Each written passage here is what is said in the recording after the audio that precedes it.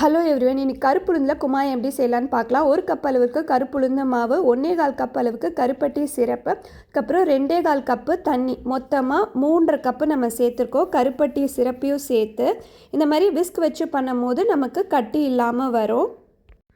இப்போ இதை நல்லா மிக்ஸ் பண்ணியாச்சு. இதை மீடியம் ஃப்ளேம்லேயே வச்சு நம்ம மிக்ஸ் பண்ணிகிட்டே வரணும். நான் வந்து அடிகனமான குக்கர் தான் எடுத்திருக்கேன். 1/2 கப் நெய்யை உருக்கிட்டு நம்ம நடுவில் இந்த மாதிரி சேர்த்துட்டு வரணும். இப்போ இதை நெய் சேர்த்துட்டு நல்லா மிக்ஸ் பண்ணிடணும்.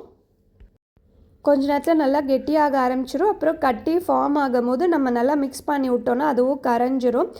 அப்பப்போ நம்ம இந்த மாதிரி நெய்யையும் சேர்த்துட்டே வரணும். நம்ம எப்போதுமே வெள்ளை உளுந்து மாவில் தான் ட்ரை பண்ணியிருப்போம். கண்டிப்பாக கருப்பு உளுந்து மாவுலையும் ட்ரை பண்ணி பாருங்கள், சூப்பர் டேஸ்ட்டாக இருக்கும். இப்போ வந்து இது வெந்துருச்சான்னு பார்க்குறதுக்கு தண்ணி தொட்டு இந்த மாதிரி பார்க்கும்போது ஒட்டாமல் வரணும். அவ்வளோதான், நம்மளோட குமாயம் ஆடிக்கூழ் சூப்பராக ரெடி ஆகிடுச்சு.